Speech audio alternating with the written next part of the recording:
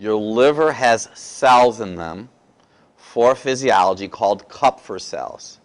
Kupffer cells eat unwanted, unfriendly bacteria, viruses, and cancer cells. So if your liver's not functioning, you're going to have a greater potential to have cancer. Now I'm going to throw out two thoughts to you right now. You ready for this? There are two of the most important items I'm going to share with you right now to prevent cancer. There's a term called apoptosis. A-P-O-P-T-O-S-I-S. We have been led to believe that genes, or lack of gene function, is the main reason we have all the diseases. Well, I know and you know RNA and DNA, that's how we work. So if you go to the American Cancer Society website, they'll say the leading cause of cancer is altered DNA. So there are two elements that are just so critically important. The very first one is iodine. Iodine is not just for the thyroid gland. Iodine is for breast tissue, ovaries, and testicles in men. Iodine literally will turn the gene that's been on off that promotes cancer. Apoptosis is limited cell life. Iodine keeps cancer cells in check. That's important. I have spent time in Japan. The average Japanese woman consumes about 12 milligrams of iodine a day from sea vegetables and from fish. It's not about the soy. It's about sea vegetables and fish. Japanese women are not very big, by the way. So they consume 12 milligrams of iodine a day. I consume 12 milligrams of iodine a day. Now, just because we're telling people to take iodine now doesn't mean you go out to the health food store and buy iodine, because you have to be really logical and wise about this. We do a TSH, a T3, a T4. That's a blood test for the thyroid. If your T4 is less than the midline, we may supplement with iodine. But there's other things that we'd like to do first. You could also do a urine iodine loading test. In other words, we have people take no vitamins at all for 4 days. We do a pre-test where we have them urinate in a cup or container. Then we have them take 50 milligrams of iodine. And for the next 24 hours, they literally catch that iodine. We want to see how much is excreted, the iodine, in the urine. You should excrete 95% of it. Most people I see, they have about 62%. They've excreted about 35. That means that their body's holding on to the iodine. That is the most scientific way to assess someone for iodine.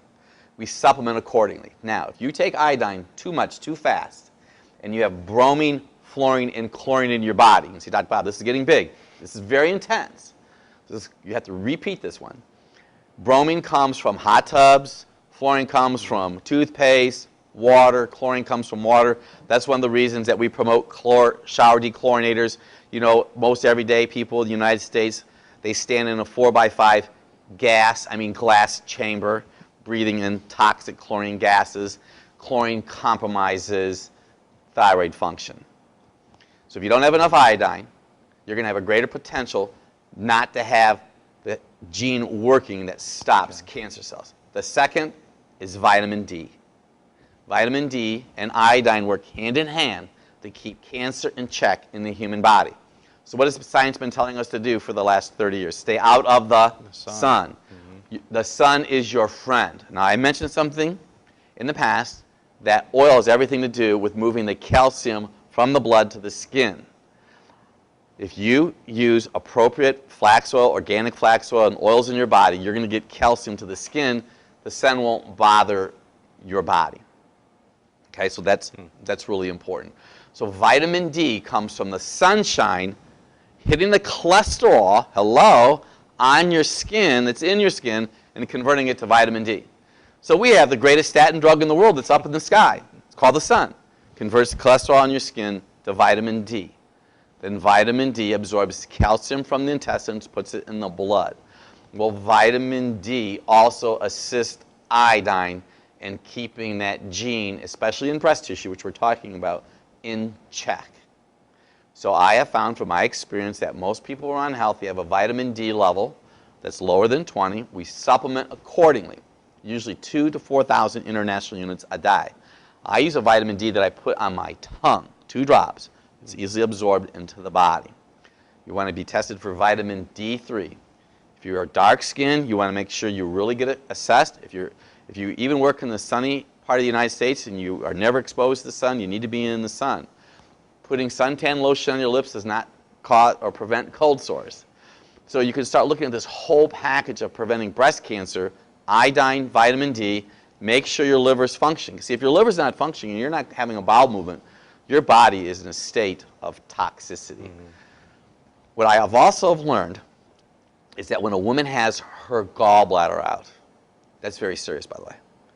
500,000 gallbladders are taken out of women every year in the United States, or not just women, people in the United States. See, your liver makes bile.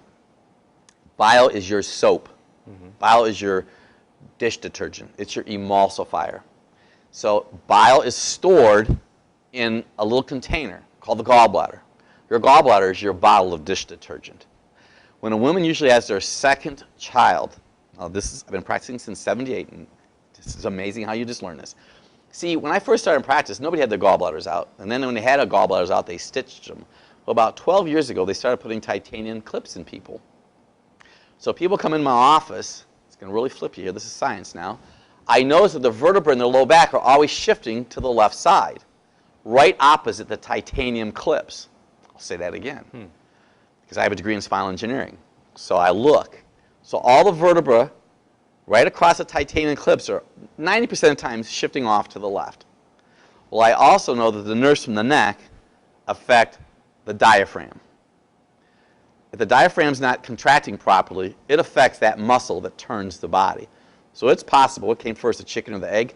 You could have misalignment to your neck that affects the diaphragm, that affects these nerves, that twist the vertebra, that affect the gallbladder. But if you had 2 children, you say, Dr. Bob, what about 2 children? Baby number 2 puts extra stress on the liver, which compromises gallbladder function. The gallbladder is a reservoir for bile. Bile is alkaline.